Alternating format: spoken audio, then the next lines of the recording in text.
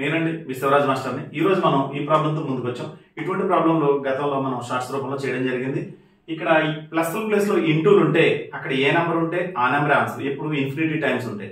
అదేవిధంగా ఇక్కడ ఉన్న నెంబర్ ప్లస్ లో ఉన్నప్పుడు ఈ ఉన్న నెంబర్ ని రెండు పక్క నెంబర్ల ప్రొడక్ట్ కింద రాయగలిగితే ప్లస్ ఉంటే పెద్దది ఆన్సర్, ఇక్కడ అన్ని మైనస్లు ఉంటే చిన్నదాని ఆన్సర్. అటువంటి లెక్కలు కూడా చెప్పుకున్నాం అండి.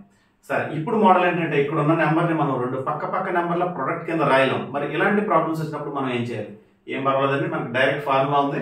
అదేంటంటే రూట్ 4a + 1 + 1/2 అండి.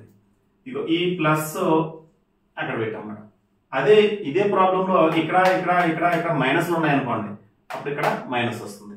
ప్లస్లు ఉన్నాయి కాబట్టి ప్లస్ పెట్టాను. ఇది ఎలా వచ్చింది మనకి? -b + r - √b² - 4ac/2a అనే ఫార్ములా సంబంధించి వచ్చిందండి.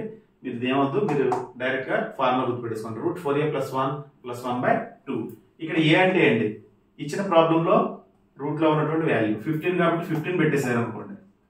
అంటే ఏ ప్లస్ లో 15 పెడితే 4 15 60 + 1 అంటే 61 అయింది. ఇక్కడ ఆల్రెడీ +1 అలాగే ఉంది /2.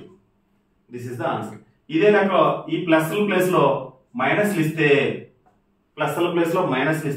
అప్పుడు ఇక్కడ ప్లస్ లో మైనస్ వస్తుంది, ఇక్కడ కూడా ప్లస్ లో మైనస్ వస్తుంది. అంతే.